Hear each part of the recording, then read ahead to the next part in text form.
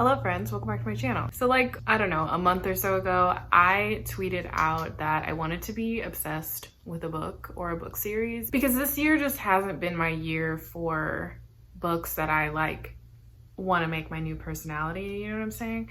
Other than Jade City, I haven't really had anything that I've read that I'm like, this is my new personality. I'm gonna bug everybody about this book. I'm gonna annoy everybody about this book. It just hasn't happened. So first, I decided to take to Twitter and basically said as such that I wanted to be obsessed with the new book or book series. Give me your suggestions. And honestly, a lot of them I had already read or I wasn't that interested in just because it's probably very romance heavy, and we already know, we've established, I'm not a romance booktuber, I'm so sorry. But one of the suggestions stuck out to me, and that was Sarah's suggestion from String Bean Books. She suggested Saltfish Girl. And funny enough, that book was already on my TBR because of Sarah. So I decided, what if I, instead of going to Twitter asking people for random book recommendations, I just asked some of my friends? So I ended up asking 16 people for book recommendations. I wasn't thinking it completely through. There are way more people that I would have asked if I wouldn't have stopped myself from asking people. But I ended up getting 16 people's book recommendations. They're all booktubers. And I decided to read one from mostly everybody giving me a list of books they thought I should read. Believe me, when I first started this vlog concept in my brain and I had all of the suggestions from everybody, it was at like almost 30 books because I was like, oh yeah, I'll just read 2. As if I've ever read 30 books in a month. Come on. I am not a TBR person. So I also decided that I wanted to split these vlogs in 2. So it's gonna be a 2-month long thing, but this is the first month. Hi, welcome. So of course I have to read Saltfish Girl, which was Sarah's suggestion via Twitter. And Saltfish Girl is supposed to be a sci-fi / dystopian, and it's set in 2 time periods, and you're following 2 different characters. One character is in the past in China, and the other character is in a futuristic Canada. And when I say futuristic, it starts out in 2044. The next book I'll be reading is Yolk, and this was suggested by Casey from Casey Can Read, and I know that this is her favorite book of the year, if not one of her favorite books of the year. And this is a hard-hitting contemporary novel that follows 2 sisters, June and Jane. And throughout the years, they've drifted apart, but they are kind of coming back together and mending their relationship when June is diagnosed with cancer. Another book I'll be reading is Sleeping Giants. And if you know Rachel from Let Me in the Library, then you'll know this is her suggestion because I think this is like one of her favorite books of all time, which I'm very nervous about this. But this is a book that is an interview format, and it is following a little girl who accidentally uncovers an alien artifact that has weird symbols all over it. And 16 years later, she's a scientist and she is still researching these alien artifacts that they have come across. I've also been told by Rachel to read this via audiobook because the audiobook is a full cast narration. So I'm nervous about this one in particular because I don't think I like interview formats in books. I will also be reading The Break, which was Kim's suggestion from Native Lady Book Warrior, and this is supposed to be a multi-generational story where a young girl is sexually assaulted and you are following the case, but you are also following a lot of her family members that are big parts of her life, as well as the police officers who are doing this investigation. And I think it's more about the family and the family dynamics and the situation rather than a huge focus on who assaulted this young girl. I will also be reading Skulduggery Pleasant, which is Yasmin from Yasmin V. Readin's suggestion.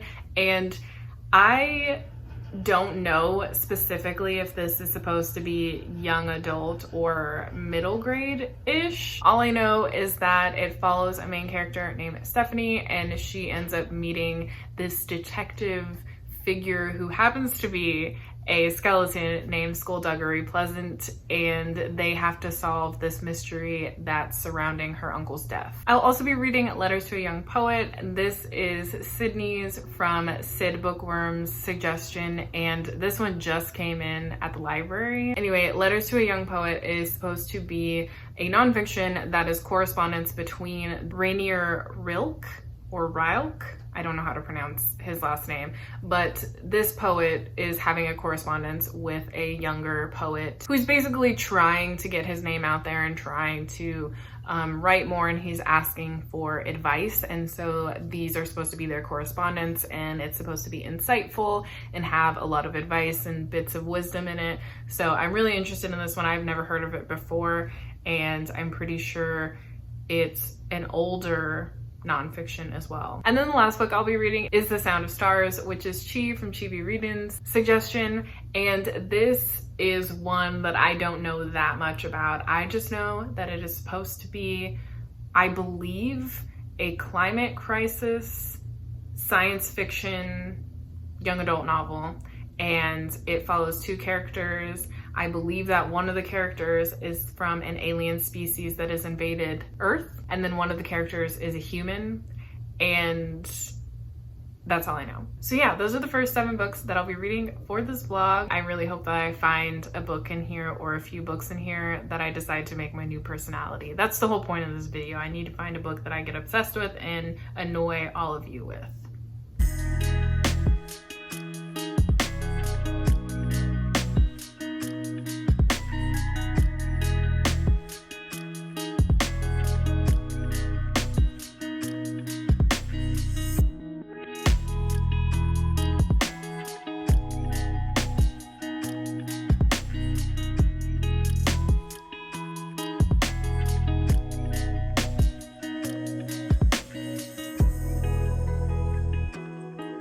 Hello, so I'm starting Casey's pick for Yolk because I completely forgot that this was the July pick for the Winers Book Club. So I think they're having their first meeting in the beginning of August, and it's almost the beginning of August. I don't actually know that much about this book. The only thing I know are some of the triggers, which I think one of the sisters has cancer, and there might be something to do with an abortion in here.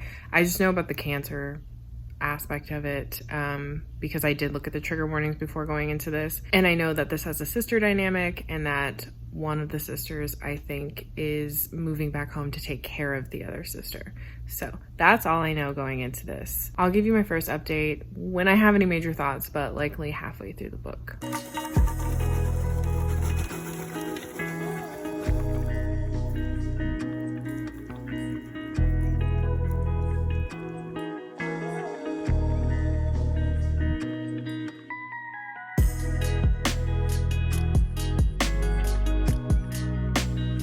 Hello, it's August 3rd, it's my birthday, but I just hit 1K. Hello? What's happening? Happy birthday to me, I guess. Why are 1K of you here? But also thank you. I love you. Bye.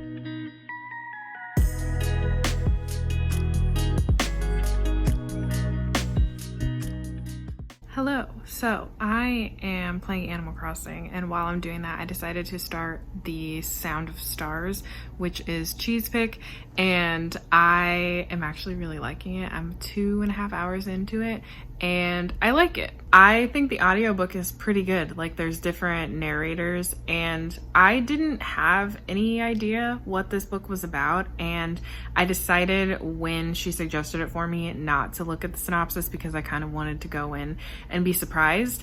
And I am surprised. It's kind of about an alien race who's taken over humanity. They've pretty much taken control over human life, and they don't allow them to read books or listen to music because they believe, based off of human history, that these forms of art are forms of rebellion. So they're afraid that if they allow the humans to have these forms of art, then they will start to rebel against this alien species. You're following a teenage girl who actually has like a forbidden library, and it's books that she's smuggled out of her own library from before the aliens came, and she lends them out to other people who are kind of in need of a book or comfort within a book, because a lot of it is so far books that have been mentioned are like Cassandra Clare, Harry Potter was mentioned, which I know, I'm pretty sure this was written and published before everything. But yeah, Harry Potter has been mentioned. The Hate U Give by Angie Thomas was mentioned.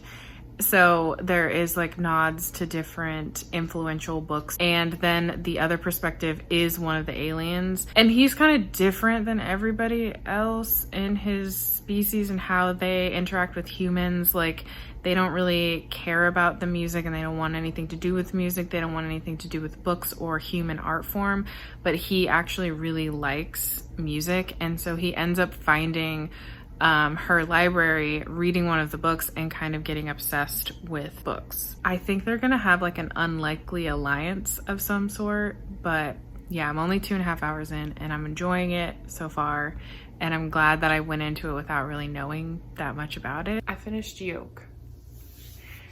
I finished it a while ago, actually. I think I finished it the morning of my birthday, because the live show for the Winers Book Club was the 3rd. Even after like being in the live show and listening to what everybody had to say and like thinking over my own thoughts about this book, it's been days and I still don't really know how to talk about this. So there are a ton of trigger warnings for this. So I'll either put that on the screen or I'll put that in the description box for you. So be mindful of that going into this book, because this is a difficult book to read. I don't even know. I really liked this. I hesitate to say that I liked it though. I liked what it did and like the message it was trying to convey. It deals so much with heavy topics, and like it doesn't hold back from the realities of those topics, but also Mariuccia Choi was not trying to make you like these main characters. She was just trying to show you their lives and like how fucked up some things in their lives were. So essentially you have two sisters, Jane and June. June is the oldest and Jane obviously is the younger daughter, and they were very close growing up. But as they entered into college, and despite them both moving to New York City from Texas, they actually grew apart and don't talk to each other. So at the beginning of the story, June actually sees Jane at a bar, corners her, and basically tells her like, I have cancer. And the reason that she does that is because they haven't spoken to each other in like 1.5 years or something like that, after something happened that you don't really know about. After that initial meeting, Jane feels this immense guilt and decides that she wants to kind of be in her sister's life now and kind of take care of her going through these cancer treatments. And June doesn't want her parents to know that she has cancer. So there's this whole thing where they're kind of trying to fix their relationship, but not really. Like, Jane is just trying to be there for June because she feels like it's what she needs to do. But Jane has an eating disorder, and I would caution anybody who has triggers regarding eating disorders, bulimia, anorexia, any of those triggers. I don't know if I would read this, because it doesn't hold back on those aspects. And I have not experienced an eating disorder to this magnitude before. So I can't speak to the representation. I can't speak to how triggering it would be, but I know that when I read aspects of Jane's eating disorder, I was extremely uncomfortable. And I can't imagine, if I had experienced an eating disorder, what it would be like reading this book. So I just want to put that out there. And I should mention, it's all from Jane's perspective, who is the sister who is dealing with an eating disorder. Part of me wishes that I would have gotten June's perspective in this, but the more that I think about this book, I don't think the purpose really was to be about June. Despite the fact that she is the one who has cancer and that's what's brought these sisters back together. I definitely think this is a story that is about Jane and Jane's healing and like finding herself, because at the beginning of this, she's in a really shitty relationship. Obviously she has problems with her sister and she's not very close to her parents, and she just feels really lost and emotionally all over the place. And obviously you start to find out she's dealing with this eating disorder. And so in reality, I feel like this is more about Jane's story and Jane's healing rather than what's going on with June. Like I said, I hesitate to say like, oh, I love this, oh, I liked this because of the nature of this book, but I think it's just the real and raw nature of what's happening in Jane's life, where at points you're like, this is too fucking real. Like, I can't deal with this. Honestly, I think that Mary H.A. Choi sums it up really well in the acknowledgements. She says, LOL, this book. It's like ironic laughter because how do you even talk about this book? I don't know. I gave it a 4.5 stars. There's a lot to think about in regards to this book. I still feel like I need to sit and think about this book for way longer, and I should have done that before doing an update, but here we are.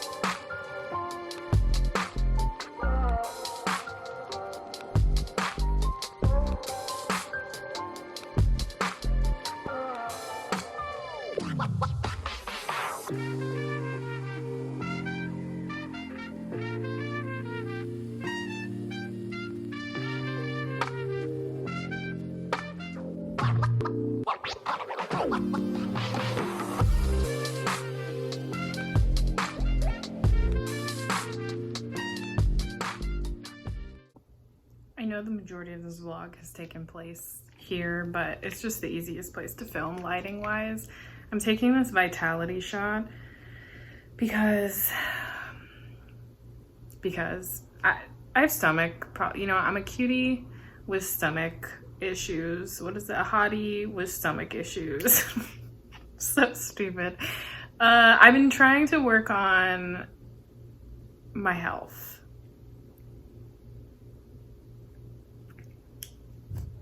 Tastes like straight up pepper. Anyway, I wanted to come on here because I finished The Sound of the Stars. This was okay for me. So the thing is that she told me when we had talked about it that she thought that this is definitely something very different than I normally read. So I had that in mind going into it, and I think my first update was that I really was enjoying the book, and I was, and I did enjoy this book. But I recognized by the end of this book that it's just not for me. And that's for a couple of reasons.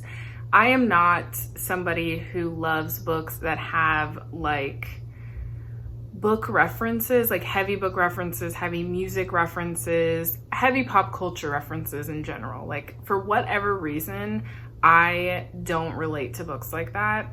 And I love pop culture. I just, for some reason, I don't like it in books. And I actually briefly talked about this in my most disappointing books of 2020, where Adam Silvera and Becky Albertalli often do this in their books, where they have a lot of pop culture references, and it just throws me out of the book for some reason. It bothers me. And honestly, that's a huge part of The Sound of the Stars, is pop culture references, primarily book references, because our main character is a librarian of sorts. She kept a bunch of books and she lends them out to people when they're in need, but she gets caught by our other main character, who I always forget his name, but she gets caught by him. But the thing is he is kind of a rebel himself. So they make a deal, and there's like a whole adventure with the two of them. And throughout their entire adventure, it's a lot of them like finding solace and comfort and, you know, courage through music and books. And I just feel like at the end of the day, I don't feel comfortable rating this book or really giving it too much critique because it was a book that wasn't for me. It had a lot of tropes that I don't typically like, but I want to talk more about the things that I like and why I think this book has rightfully a lot of hype. I think number one, the reason this book has a lot of hype is because you have two main characters who are very soft and they're little cinnamon rolls, and they find a lot of solace within one another, but also within things that I think we always find comfort in, whether that's music or television shows or books. I think if I were an even bigger music lover, I would really appreciate that aspect of this book because music is a huge part of how these two characters bond, but also how these two characters are able to make decisions and have strength. Secondly, I also think that this book has a lot of hype because despite a lot of the strife and the sadness and like tense moments that happen within this book, it is matched with really sweet and soft moments. And I also think that that's what makes this book so special, is that the author could have easily made this a really, really dark book, but chose to make it much lighter and a little bit more fluffy and like feel good despite the awful things that are happening around these characters and the decisions that they have to make. And then thirdly, I just think that the two main characters are extremely relatable, and I think that a lot of people would be able to see themselves in both of these characters despite one of them being basically an alien species. But like, especially if you're somebody who feels like an outsider, you're gonna relate so intensely to these characters. Unfortunately for me, it just had a lot of tropes that typically turn me off in a book. I have a harder time enjoying the book when these tropes are present. So like I said, it's just a me thing. It's not this book thing.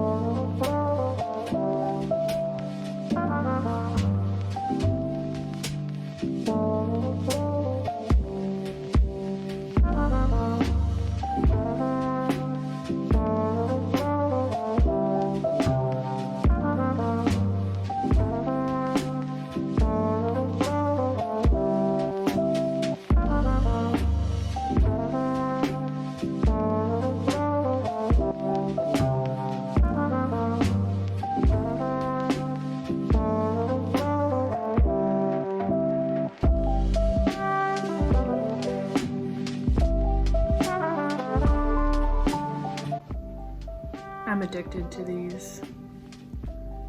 They're so good.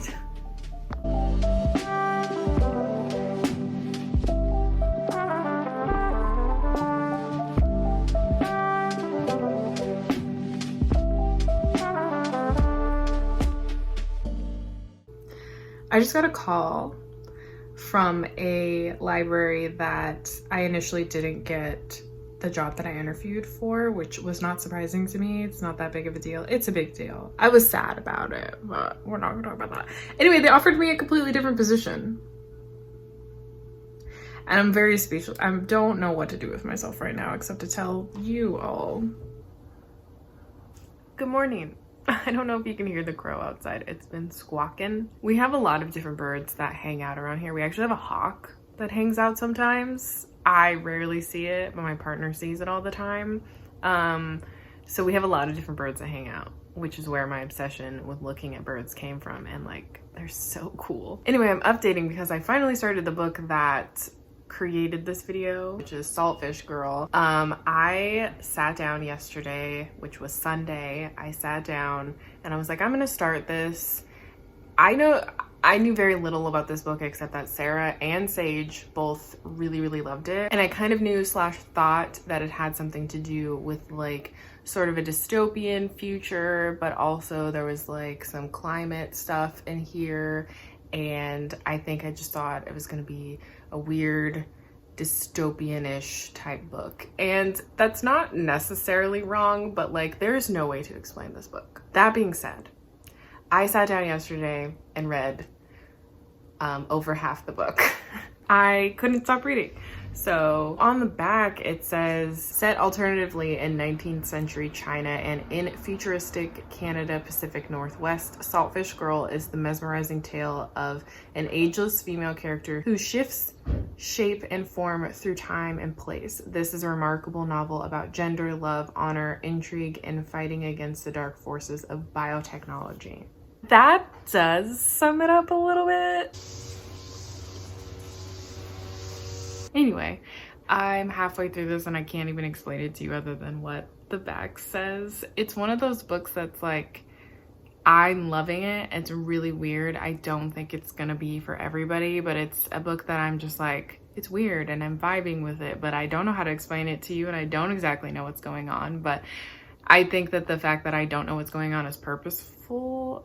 But I do know what's going on. I feel like I understand where this book is going, but then there are moments in certain parts of this book where I get a little confused about what's real and what's not real. But again, I think that's part of the process of this book and the point of this book. But so far you're alternating between the past and the present, which I don't know if it's really the past and the present, but for the sake of explaining this, say we're alternating between the past and the present, and you're alternating between a girl named Miranda and a girl named Nuwa.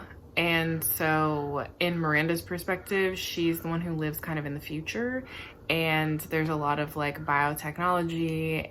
Everything seems very dystopian. Currency is really no longer money. There are lots of different forms of currency, and the US dollar has slowly been losing its value. But Miranda was born with this condition where she gives off an odor of durian fruit, and so her dad has been really concerned about it forever, and so he has spent the majority of her life trying to figure out ways and remedies to get rid of the odor, but it's not a condition that anybody can really explain. And then slowly in her storyline, other things start to surface that make sense over time when you're reading it. And then in Nuwa's perspective, I almost don't even want to explain her perspective because I feel like it almost says too much about what this book is. And I just think that the fact that I went into this knowing so little about it, and it was just weird and compulsively readable, and like you're constantly thinking, what is going on here? But also, why is this so interesting? And also, I really need to know what's going on, so I want to get to the end. And I can't stop reading it. Like, it's all I thought about yesterday, and I just kept reading it. I love it, but I definitely don't think it's gonna be for everybody. And as a matter of fact, I've read a few reviews. This isn't a highly reviewed book anyway. I think it maybe has 1,000 reviews on Goodreads. And the reviews that I've seen, like, there have been anywhere from 2 stars to 5 stars, but the majority I think sit at like a 3 stars. And a lot of it is because people thought it was really weird and they didn't know what was going on a lot of the time. And the thing is I don't think it's necessarily a book where you don't know what's going on. There are just sections of the book that get a little convoluted, like they don't feel like they fit, but I think they're allegories for things. So to me, in my brain, it fits because I'm coming up with this allegory about why that part was necessary and what it's trying to say. But I don't know if I'm just reaching. So I don't know, I love it. But let's finish it and then I'll update you with my final thoughts.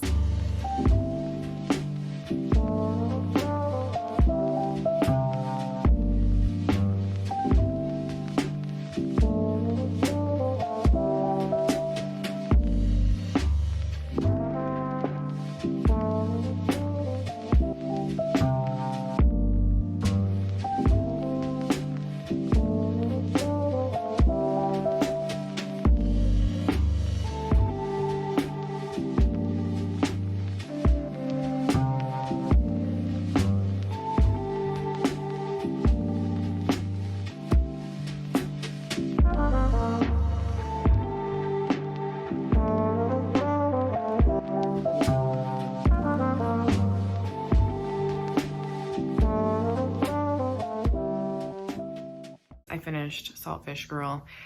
I don't have a rating. I don't have many thoughts about this other than I loved it. There was something really compelling about this story and I can't quite put my finger on it. I don't think it's going to be for everybody.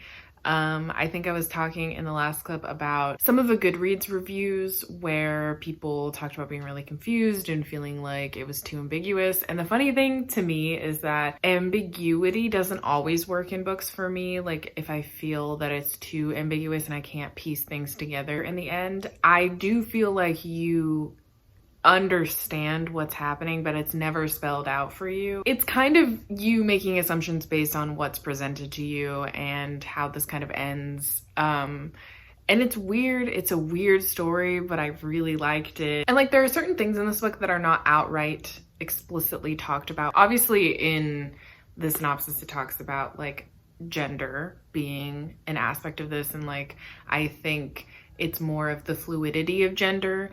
And I think there is a lot of discussions about race and racism and immigration and like language and the passing down of language.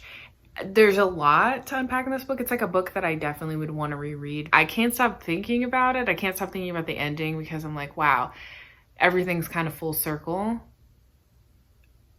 But I also have lots of questions, but I also am pretty sure that if I reread it, those questions would be answered. I don't know if that makes sense. But now I'm going to start the audiobook for Sleeping Giants.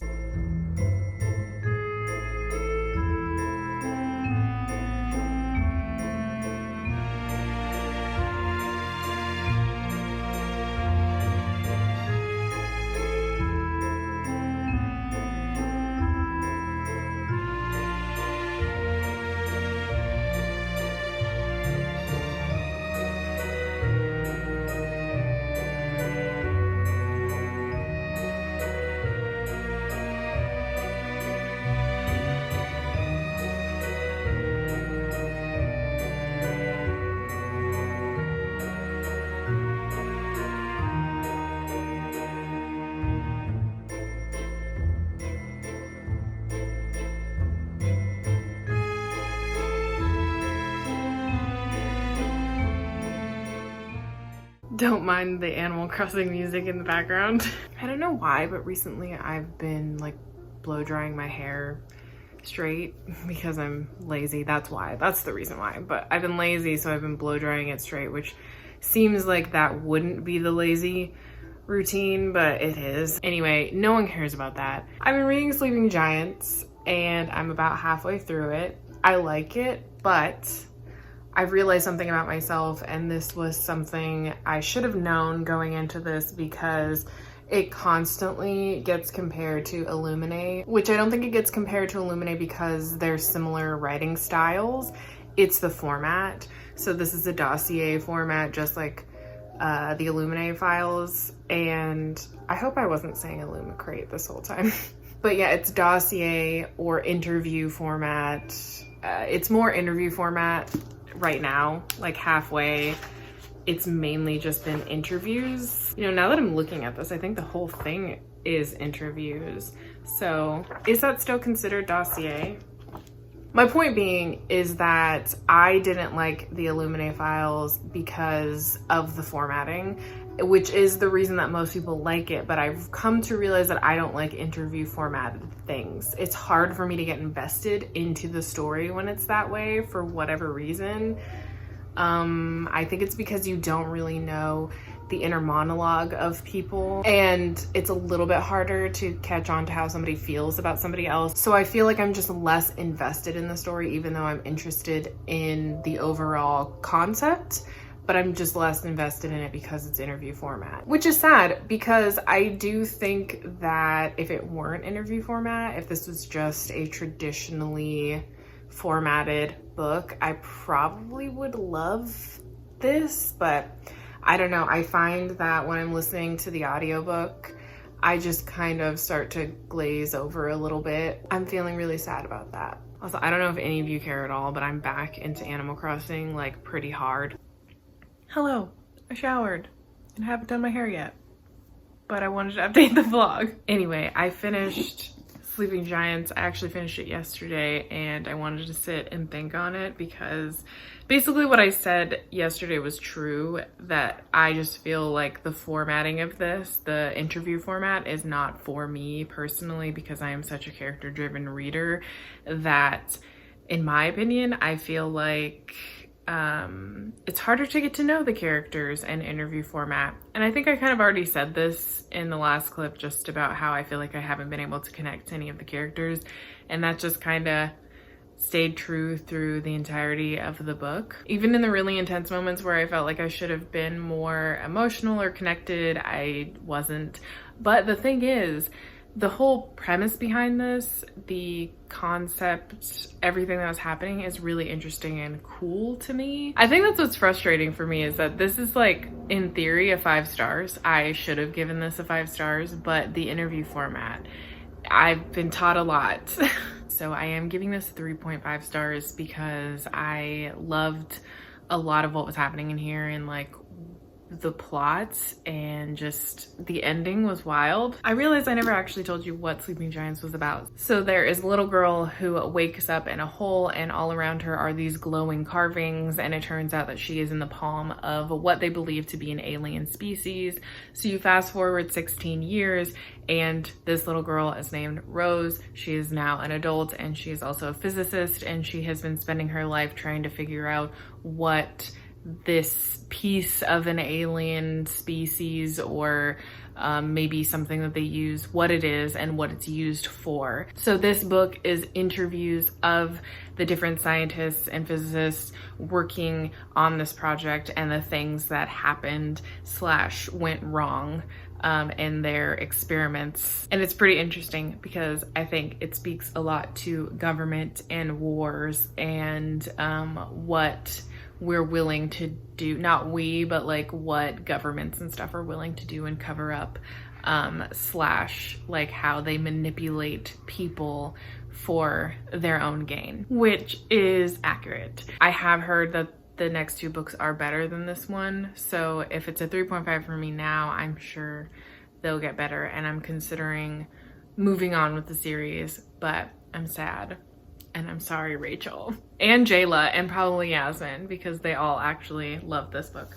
The audiobook though is amazing. So this morning I actually have started Yasmin's pick, which is Skulduggery Pleasant, and boy, am I pleasantly surprised for this. I didn't really have anything in mind about what it would be. I think I knew it was like younger YA, but I didn't really know anything about it. I have never really heard anything about this series until Yasmin. Oh my god, it was just what I needed because I felt myself going into a slump. Anyway, that's all to say that I was kind of going through a reading slump, or feeling a reading slump coming on, and this has just been so fun. I started listening to it once I was getting ready this morning, and the main character's name is Stephanie, and when I tell you that I screeched.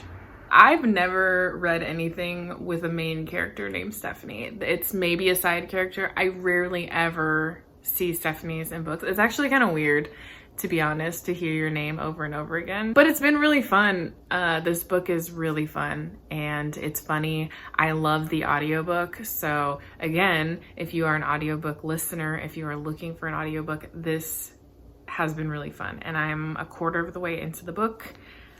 I love it.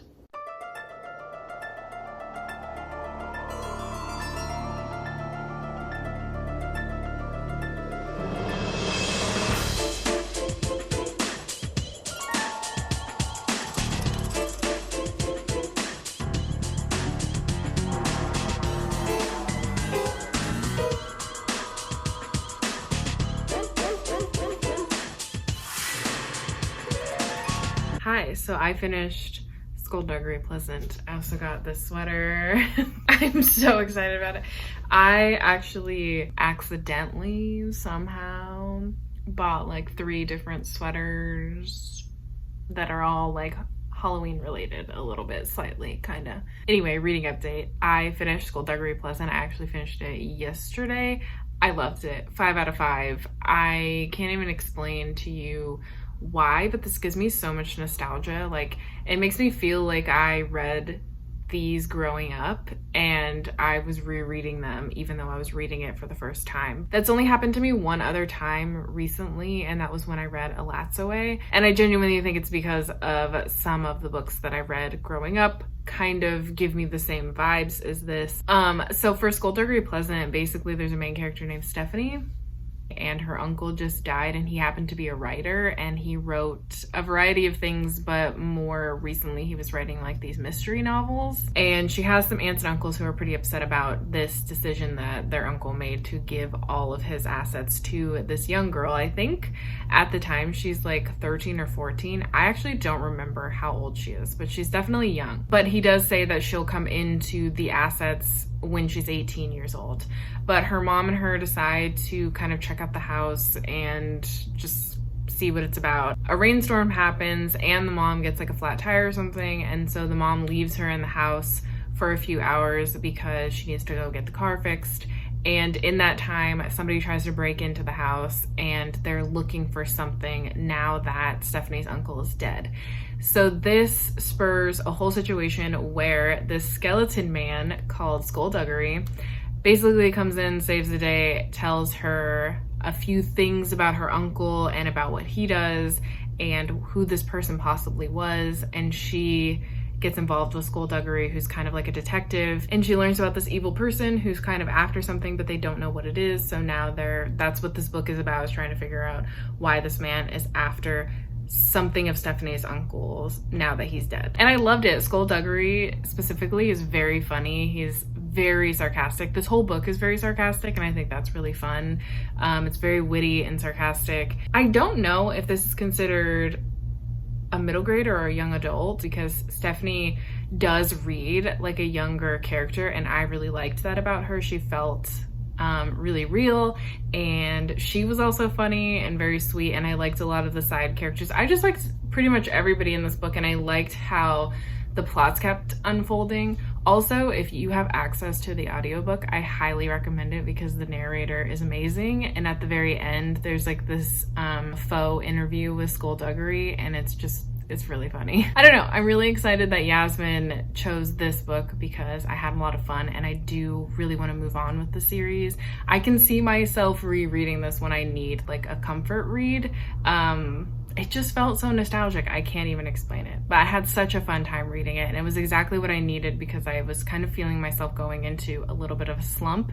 And really that's in part to the fact that I decided, like a dum-dum, to give myself a month-long TBR and then feel really guilty when I wasn't reading those books and I wanted to read something else. And that's why I don't make TBRs. But I did actually start The Break, which was Kim's pick, and I think I'm a quarter of the way into it, if not a little bit further. And this one is a more heavy book. It deals with a heavier topic, and there's even a trigger warning in the beginning that talks about sexual assault. So I think I know where the story is going. There's some mystery. This book is shrouded in some mystery so far. I did take a little bit of a break from it this afternoon, but a lot of that had to do with paperwork that I had to do for my new job.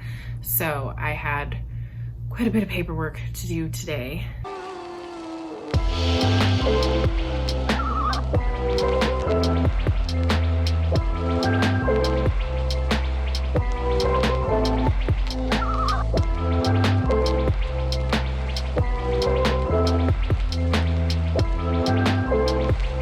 Yes, it's days later and I'm still wearing the sweater because I'm obsessed with it. But this is actually the end of the vlog because I finished the last two books that I kind of planned for the first part of this vlog. I did finish The Break, and I finished Letters to a Young Poet.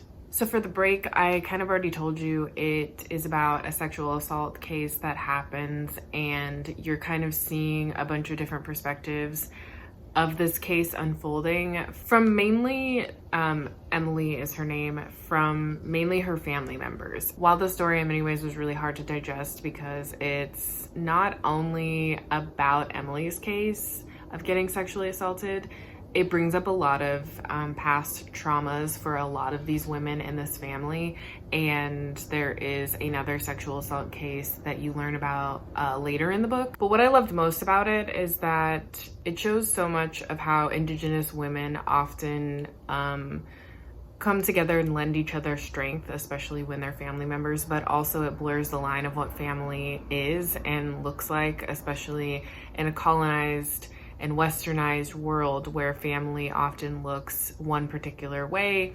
In a lot of Indigenous narratives that I've read, family is a multitude of things. It is always pushing the boundaries of what we understand as family. And I really love stories that do that, especially because I grew up in a family where there were a lot of different people in my family that weren't necessarily like blood related, but they were my family. And I enjoyed seeing that in this story. Primarily, the family is technically blood related. It's two sisters and a cousin who you're mostly following, and then their mom. Also, the fact that these women lend each other so much strength throughout this entire story, but throughout their entire life, this is an ongoing thing where when one woman in the family needs strength that they're lacking in a particular situation, the other women come together to give her that strength.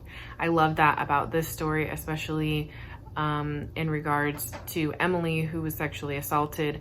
The way that they treated her. I think we often see stories of sexual assault where the story is primarily about a woman getting sexually assaulted and then a lot of people not believing her or questioning like, what were you doing? Why did you get yourself in this situation? You know, a lot of victim blaming, and that was absolutely not the case in this situation. And I think that speaks to a lot of Indigenous women's experiences in general. This book had so many layers. You think that it's just going to be this investigation and you trying to figure out who did this to Emily, but there's even a police officer who's doing the investigation who is Métis, and he is struggling with his identity because he's been told all of his life that he's not like other Indigenous people. And of course, that's meant to be as like a compliment, but it is in fact very racist.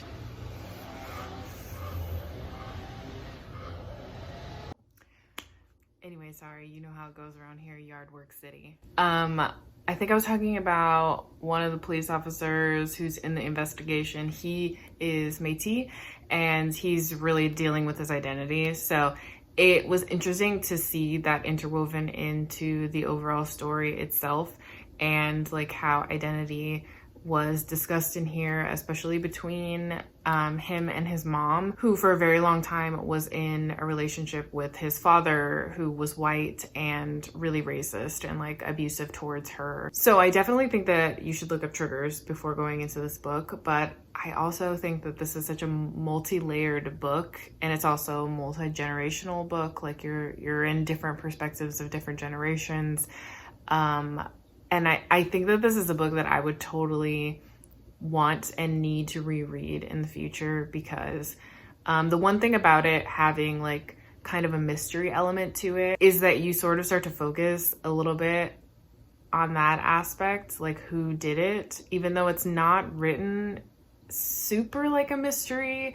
It's more of like you're following different people as they're going through this traumatic situation, and you're kind of getting bits and pieces where people think that somebody could have done it, but it's not like focused on that.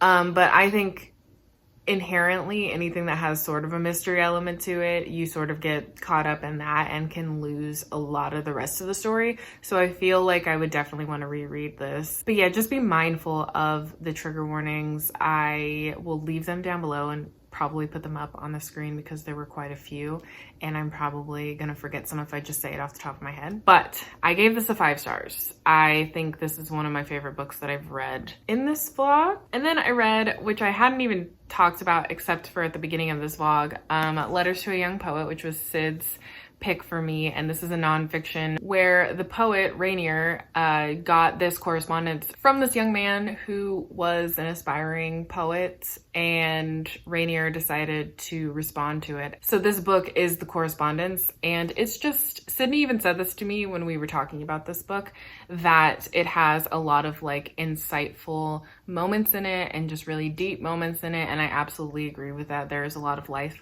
lessons that you can get out of these letters, and there's a lot of really touching moments and a lot of inspirational moments, especially I think for somebody who is in a creative space, in a creative field, wanting to be in a creative field, studying to be in a creative field, or even just like what we do, where we make videos and we feel, I mean, I know I feel this all the time recently, that like my creativity is drying up.